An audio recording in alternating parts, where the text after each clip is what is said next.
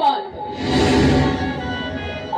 ಅದೊಂದು ತೂತು ಬಿದ್ದ ಮಡಕೆ. ಮೆಚ್ಚಬೇಕು ಬ್ರಹ್ಮ, ಮೆಚ್ಚಬೇಕು ನಿನ್ನ ಕೃತಿಗೆ.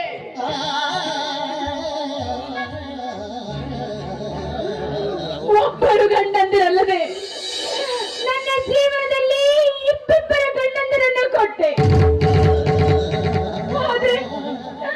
ಆದ್ರೆ ಇಬ್ಬರನ್ನು ಮುಟ್ಟಲಾರದಷ್ಟು ನನ್ನನ್ನ ದೂರ ಬಿಟ್ಟೆ. ಮೆಚ್ಚಬೇಕು ಬ್ರಹ್ಮ, ಮೆಚ್ಚಬೇಕು. ನೂರಾರು ಆಸೆ ಕನಸುಗಳನ್ನ ಇಟ್ಕೊಂಡು ನನ್ನನ್ನ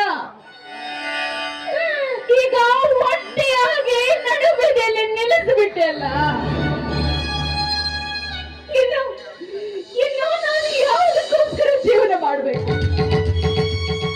ನನ್ನ ಇಡೀ ಜೀವನ ಇದೇ ರೀತಿ ಕೊಡಬೇಕಂತಾನೆ ನನಗೆ ಬರೆದು ಬಿಟ್ಟಿಯ. ಅದಕ್ಕೆ ಅಂತಾರೆ ಬ್ರಹ್ಮ